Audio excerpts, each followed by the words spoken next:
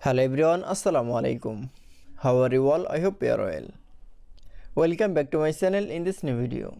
Today's video, how to insert quad arrow symbol in Google Sheets. So get let's started.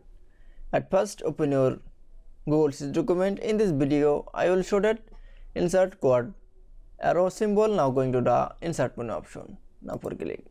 Then click for a drawing option. Now click for shape option.